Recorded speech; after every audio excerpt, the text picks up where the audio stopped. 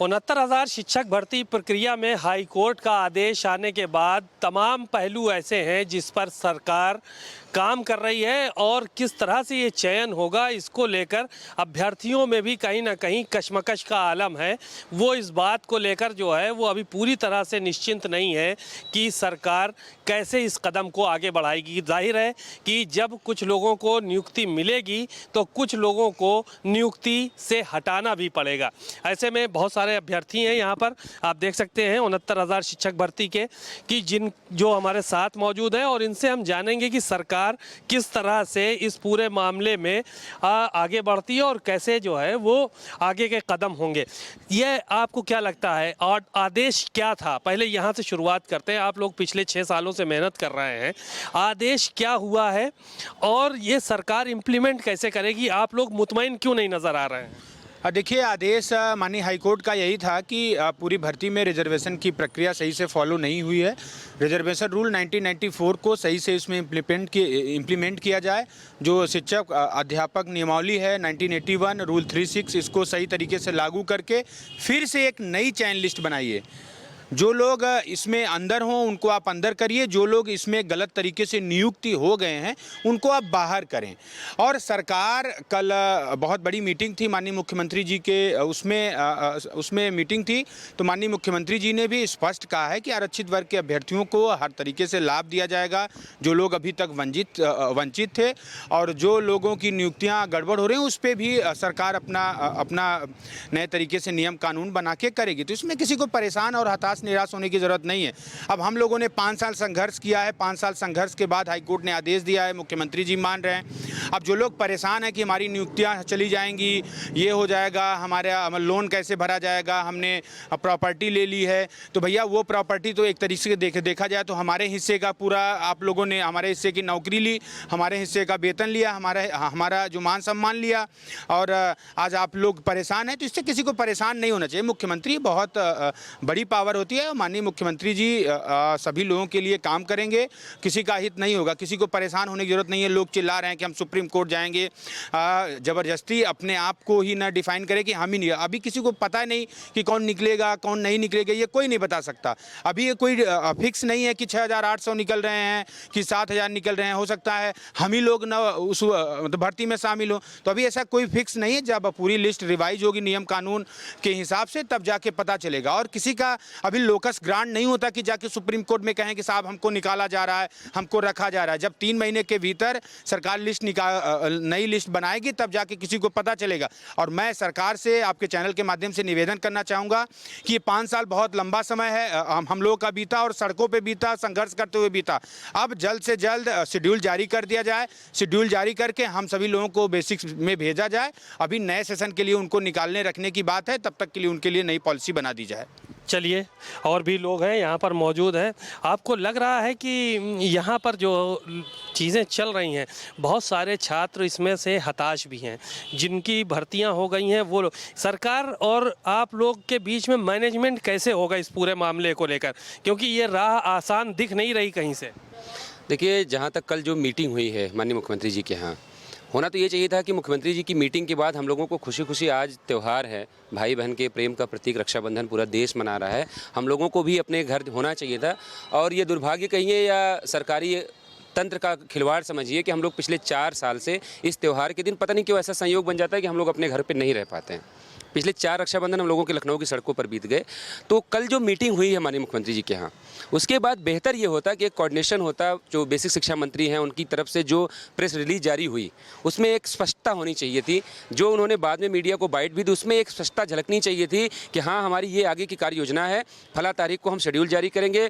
और देखिए, ये इसमें किसमें रॉकेट साइंस की ज़रूरत नहीं है, पूरी लिस्ट आपके पास है, किनकी आपने नियुक्ति की है, किनकी नहीं की है, किनकी गलत है, कितनी सही है। एक कंप्यूटर जो विशेषज्ञ होगा उसके लिए 1 मिनट का काम है, ये वो कर लेते हैं आप। लेकिन जो भी आप उनका जवाब देखेंगे, गोल मटोल जवाब है, टालने वाला जवाब है। बेसिक शिक्षा मंत्री जी कह रहे हैं 3 महीने का हमारे पास टाइम है। इसका मतलब आप ये कहना चाहते हैं, छात्रों तक ये संदेश देना चाहते हैं। एक तरफ आप कह रहे हैं कि हम सभी वर्ग के अभ्यर्थियों का ध्यान रखेंगे, किसी का भविष्य बर्बाद ना हो, किसी के भविष्य से खिलवाड़ ना हो, हम इसका ध्यान रखेंगे। दूसरी तरफ आप 3 महीने के समय का हवाला दे रहे हैं। जो काम 3 मिनट में हो सकता है आप उसको 3 महीने इसलिए टालना चाहते हैं ताकि आपको ये बहुत अच्छे से पता है कि कोई ना कोई पक्ष इसको जाके आगे की कोर्ट में यानी सुप्रीम कोर्ट में इसको चैलेंज कर देगा। फिर आपके पास वही बहाना हो जाएगा कि मामला न्यायालय में लंबित है और जो फैसला आएगा उसका हम अनुपालन करेंगे। तो माननीय मंत्री जी से आपके कैमरे पे और आपके चैनल के माध्यम से मैं ये कहना चाहता हूँ कि माननीय मंत्री जी, हमारे 6 बहुमूल्य साल बर्बाद हो चुके हैं। अब ऐसा और कोई कदम न उठा जाए। हमारे भविष्य खेलने से बेहतर है कोई खेल। अभी आपकी उम्र भी, अभी आप बहुत नवयुवक हैं और नए उम्र के मंत्री भी बन गए हैं। तो जिस उम्र में आप मंत्री बने उस उम्र में हम लोग सरकारी नौकरी के पीछे दौड़ रहे हैं। तो बेहतर है कोई और खेल खेलिए। हमारी नौकरी के लिए, हमारे सम्मान से खेलने से बेहतर है कि आप जो है हमारे भविष्य का निर्धारण करिए और जल्द से जल्द शेड्यूल जारी करके हमारी नियुक्ति का रास्ता साफ करिए। और जो एक दूसरा पहलू है जो आप कह रहे थे कि जो नौकरियां 4 साल से लगी हुई हैं वो बाहर जाएंगे, उनके भविष्य पे खतरा है। कोई खतरा नहीं है सर। सिंगल बेंच का जजमेंट पड़ा है, उसमें साफ साफ लिखा गया है कि सरकार इनके लिए पॉलिसी बना के समायोजित करें। और ध्यान रखिए उस पॉलिसी को किसी ने चैलेंज नहीं किया था। डबल बेंच में जो जजमेंट मॉडिफाई हुआ है उसमें पॉलिसी को कहीं से भी हटाने की जिक्र नहीं है। उन्होंने सेशन का लाभ दिया है। तो सरकार इन सेशन, जो ये सेशन चल रहा है, इस सेशन उनके लिए कोई भी वैकल्पिक व्यवस्था बना ले, सुपरन्यूमेरिक पोस्ट क्रिएट कर ले, उनके लिए पॉलिसी बना ले, या सुप्रीम कोर्ट से कोई भी डायरेक्शन उनकी भर्ती सुरक्षित करने के बाद जाके लेके सुरक्षित कर सकती है। लेकिन अगर दलित पिछड़ों को न्याय देना होगा तो इस मामले में डिले नहीं किया जाएगा। और अगर सिर्फ खाना पूर्ति करने वाली बात होगी तो हम ये लोग मान के चल रहे हैं। आप देखेंगे मुख्यमंत्री से मीटिंग के बाद पिछली बार हम लोग बहुत खुश थे जब 2022 में 6800 लोगों की लिस्ट आई थी। हम लोगों के घर मिठाई बटी थी, इको गार्डन में जश्न मनाया गया। आप लोगों ने भी कवर किया, आप भी आए थे, मुझे याद है, आप भी वहाँ मौके पे थे। हम लोग एक दूसरे को कंधे पे उठा के मुख्यमंत्री का जयकारा लगा रहे थे कि आज हमारे साथ न्याय हो गया। लेकिन कल जो मीटिंग हुई है उसके बाद आप देखेंगे हमारे चेहरे पे कोई खुशी नहीं है, क्योंकि वो साफ साफ दिख रहा है कि इसमें एक साजिश दिख रही है। और वो साजिश ये है कि जो काम 3 मिनट में, 3 घंटे में हो सकता है, 3 दिन में हो सकता है, उसको 3 महीने का हवाला दिया जा रहा है। और जो प्रेस नोट भी है उसको भी आप देखेंगे, उसमें कोई भी ऐसी स्पष्टता दिखाई नहीं देगी कि हाँ कुछ ये इसमें सकारात्मक हमारे लिए होने जा रहा है। तो कल सारे लोग, हमारे जो 6800 में चयनित लोग हैं, ओबीसी और एससी वर्ग के अभ्यर्थी, वो सभी लोग यहाँ पे आ रहे हैं। और कल से हम अनवरत, मुख्यमंत्री जी से हमें न्याय मिल गया है, उनसे कोई शिकायत नहीं है। क्योंकि जिन अधिकारियों ने हमारे साथ गड़बड़ी की उन्हीं के हाथ हमारी किस्मत फिर सौंप दी गई है, इसलिए हम लोगों को भरोसा नहीं है। तो कल से हम लोग फिर से डटेंगे और जब तक हमारा काउंसलिंग शेड्यूल जारी नहीं हो जाएगा, जब तक लिस्ट रिवाइज होकर नहीं आ जाएगी, जब तक नियुक्ति पत्र हमको नहीं मिल जाएगा, तब तक ये आंदोलन हम लोग कल से शुरू कर रहे हैं। और इस बार हम लोग न किसी पुलिस से डरेंगे। जेल तो हो ही आए हैं, मुकदमा तो लेकर झेल ही रहे हैं, पुलिस नोटिस भेज ही देती है, हर 2 महीने 3 महीने में एक बार नोटिस आ जाती है। तो हम लोग अब इन सब चीज़ों से डर नहीं रहे हैं। ये मान के चल रहे हैं कि अगर हमें नौकरी चाहिए तो ना लाठी से डरना है, ना मुकदमे से डरना है।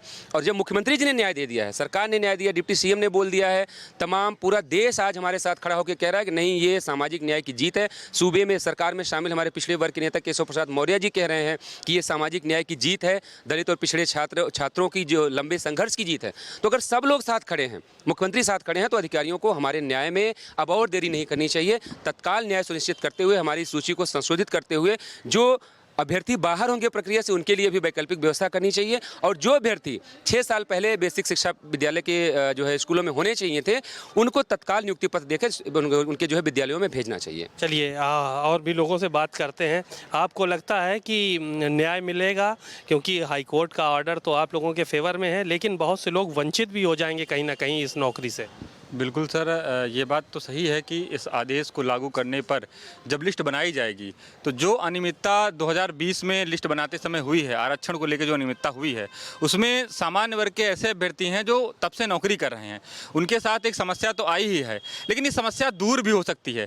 जिस तरीके से कल मीटिंग हुई, माननीय मुख्यमंत्री जी ने मीटिंग लिया, अधिकारियों के साथ मीटिंग लिया, माननीय बेसिक शिक्षा मंत्री जी भी थे, उसके बाद जिस तरीके से स्पष्टता होनी चाहिए, ये हमारे साथ ही नहीं है कि गोल मोल घुमा के चीज़ें करी गई हैं कि आरक्षित वर्ग के अभ्यर्थी जो सड़कों पर 4 साल से लगातार आंदोलन कर रहे थे, उनको जिस तरीके से कल का जो प्रेस विज्ञप्ति जारी हुई है, बयान जारी हो रहे हैं, उसमें कोई स्पष्टता नहीं दिखाई दे रही। जैसे हमारे भैया ने कहा है कि जो एक होता है कि 4 साल का संघर्ष है और न्याय देना चाहते हैं, वैसी जो प्रतिक्रिया आनी चाहिए वैसी प्रतिक्रिया नहीं आई है।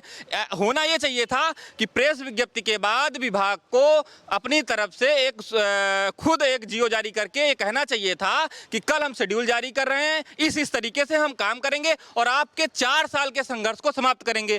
अब देखिए क्या किया इन्होंने ये किया है कि हमारे लोगों की मानसिक पीड़ा को तो बढ़ा ही दिया, हम लोग तो झेल ही रहे हैं 4 साल से, लेकिन जो सामान्य वर्ग के अभ्यर्थी बाहर आने वाले हैं वो भी अब समझ लीजिए उनकी चैन नींद हराम है, वो खाना पीना छोड़ चुके हैं, पता नहीं कब हम बाहर कर दिए जाएं। तमाम लोगों के बाइट आ रहे हैं लगातार, जो लोग नौकरी कर रहे हैं वो लोग तो कई सारे लोग सुनाई दे रहा है हमको कि वो लोग इको गार्डन भी आएंगे। सीधी सी बात है, जिसकी नौकरी जाएगी वो तो इको गार्डन क्या, वो मुख्यमंत्री आवास भी घेरने का काम करेगा, वो तो सही बात है।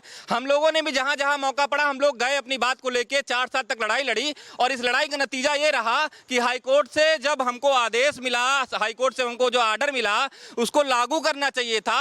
तो ऐसा लगता है कि पूरा मैनेजमेंट किया गया है और ये जो 1-1.5 घंटा मीटिंग हुई है उसका नतीजा इस तरीके से नहीं निकल के आया है कि प्रदेश भर के जो पिछड़े दलित अभ्यर्थी हैं, साथ ही साथ उनके जो अभिभावक हैं, जो भी सामाजिक संगठन है, जो भी इस सामाजिक लड़ाई को देख रहे थे, उन सभी के द्वारा यही प्रतिक्रिया आ रही है। हम लोगों को भी लग रहा है कि हमको जिस तरीके से जुलाई में जो हमारी जो 6 जनवरी को लिस्ट आई थी 2022 में, उस तरीके की जो खुशी थी वो खुशी हमको दिख नहीं रही है। इसलिए नहीं दिख रही कि हमारे साथ छलावा किया गया था। अब जब ये गोल मोल बातें घुमा के कि नहीं आपको 3 महीने तक समय है, हम करेंगे, अरे भाई आप इंतजार कर रहे हो क्या इसमें कोई नया फसान आए? आप यदि न्याय देना चाहते हो तो आपको तुरंत न्याय दे देना चाहिए। हम लोग अब मजबूर हैं कि हम लोग अपनी आगे की रणनीति तैयार कर रहे हैं कि यदि बेसिक शिक्षा मंत्री जी स्पष्ट तौर पर कोई बात नहीं कह देते हैं या मीडिया के माध्यम से कह दें कि हमारी कार्रवाई चल रही है, हम शेड्यूल इस दिन जारी करेंगे, लिस्ट इस दिन जारी करेंगे, तब तक हम लोग जल्द ही जो है 1-2 दिन में हम लोग उनके आवास में। उम्मीद कम है आप लोगों को क्या? हाँ, उम्मीद इसलिए कम है क्योंकि जिस तरीके से प्रतिक्रिया आ रही है, आप कहते कुछ हैं करते कुछ हैं, आप सोचते हैं कि जो राजनीतिक बवंडर मचा है उसको जो है हम समाप्त कर दे। देखिए ये जो राजनीति हो रही है इसके पीछे भी इन्हीं का हाथ है। आप चाहें तो इसको समाप्त कर सकते थे, लेकिन मैनेज करने के चक्कर में इसको और ज्यादा खोल दिया है। लोग जो है अब जवाब इनसे मांगेंगे, क्या आप चुनाव के लिए इसको मैनेज कर रहे हैं? हम लोग कोई राजनीतिक बात नहीं कर रहे हैं, आपने खुद मौका दिया है। हमारी पीड़ा इतनी ज्यादा है कि हम लोग 4 साल तक अभाव के प्रभाव में यहाँ पे लड़ाई लड़े हैं और जहां देखो वहां हम लोग गरिया जाते हैं। हमारे तमाम ऐसे साथी बीमारियों के शिकार हैं। अब बताइए लिस्ट को रिवाइज करके बता देना चाहिए था कि आपका हम विद्यालय इस दिन अलॉट कर देंगे और जो लोग बाहर आने वाले थे उनकी भी पीड़ा को कम से कम ये हो जाता कि आपको हम समायोजित करेंगे। अब उसमें गोल गोल घुमा रहे हैं कि हम सुप्रीम कोर्ट का ऑब्जर्वेशन लेंगे, माननीय हाईकोर्ट का हम जो है पालन करेंगे और जो है सभी के अधिकार, युवाओं के अधिकार। अरे भाई ये तो आप स्पष्ट कह सकते थे, हम उनको बताने वाले कोई नहीं हो सकते, लेकिन फिर भी हम इस बात को कह सकते हैं कि हमें कम से कम स्पष्टता दिखनी चाहिए थी। हमें कोई स्पष्टता नहीं दिख रही है। क्या कह रहे हैं सर, स्पष्टता नहीं दिख रही है इस पूरे प्रकरण में? मंत्री जी के बयान जो है उससे कुछ दिख नहीं रहा है साहब साहब कि ऐसा वो कुछ करने जा रहे हैं हमारे लिए। इतने दिन हो गए, 4 साल से हम पड़े हुए हैं। उनके पास 4 मिनट ऐसे नहीं है जो माइक में मतलब मीडिया में आके बयान दें कि इस दिन हम आपका शेड्यूल जारी करेंगे, इस दिन आपका काम हो जाएगा, आपके दुखों का अंत हो जाएगा। लेकिन वो गोल गोल घुमा रहे हैं। मुख्यमंत्री ने प्रेस नोट, संतुष्ट नहीं है आप लोग? हैं संतुष्ट नहीं, जब तक हमारा शेड्यूल जारी नहीं हो जाएगा तब तक हमें संतुष्ट नहीं। संतुष्टि है आप लोगों के अंदर? संतुष्टि तो होनी चाहिए, लेकिन थोड़ा सा 2 मिनट समय दीजिएगा। पिछले बार जो लिस्ट आने वाली थी 28 दिसंबर को, जहाँ तक सही है 28 दिसंबर को 2020 को आने वाली थी, 21 को आने वाली थी, वो लिस्ट ना आकर के 5 जनवरी 2022 को आती है। यानी कि 1 हफ्ता जो लेट हुआ, अब इधर भी लेट कर रहे हैं कि लोग सुप्रीम कोर्ट में चले जाएं। बस हम इतना कहना चाह रहे हैं शिक्षा मंत्री से, डायरेक्ट ट्वीट के माध्यम से या सोशल मीडिया के माध्यम से आके कह दें, डायरेक्ट कह देना कि जो अभ्यर्थी बाहर होंगे उनके लिए हम पॉलिसी बनाएंगे। और एक बहुत बड़ी बात कहने जा रहे हैं सर, देखिए सब मीडिया चैनल पे डायरेक्ट चल रहा है, बहुत चल रहा है, वो निकाले जाएंगे, वो उनका क्या होगा? सर ये भी तो सोचिए ना, हम जो 5 साल से सफ़र कर रहे हैं, हम लोगों का क्या हो रहा है? कितना मानसिक शोषित हुए हैं। 5 साल बहुत समय होता है। हम लोग वैध हैं, अवैध नहीं है। अब उनके लिए डायरेक्ट सीएम शिक्षा मंत्री का काम है, वो आकर के बोल दें उनके लिए हम पॉलिसी बनाएंगे, नहीं तो वो सुप्रीम कोर्ट चले जाएंगे, फिर हम लोगों की भर्ती जाएगी फंस। क्योंकि हम लोग इससे ज़्यादा उम्मीद 2022 में लेके बैठे थे। जो भैया बताए हैं कि मिठाई बट चुकी थी, रियली बता रहे हैं मिठाई बट चुकी थी। अभी इसमें से बहुत लोग यानी कि घर पे नहीं बताए हैं कि कोई आर्डर आया है। क्यों? क्योंकि घर वाले डायरेक्ट कहते हैं बार बार तुम लोगों का आर्डर आता ही रहता है, बार बार ऐसे ही होता रहता है। बस यही कहना चाहेंगे कि हम लोगों को जल्द से जल्द 2 से 3 दिन में हम लोगों का शेड्यूल जारी कर दें। कल तक वैसे जारी कर दें शेड्यूल, ठीक? कल तक जारी करने की बात कर रहे हैं सर। मुतमईन नहीं नज़र आ रहा है जितने भी अभ्यर्थी हैं यहाँ पर जो पिछड़े वर्ग के हैं। आखिर क्यों जो है वो आश्वस्त नहीं है, मुतमईन नहीं है आप लोग? देखिए, एक कहावत है कि दूध की जली बिल्ली छाछ भी फूंक के पीती है। ये जो सारे हमारे साथी हैं, ये सब एक बार सूची आई थी, उस बार इन लोगों को फंसाया गया, कोर्ट में फंसाया गया और आचार संहिता लग गई।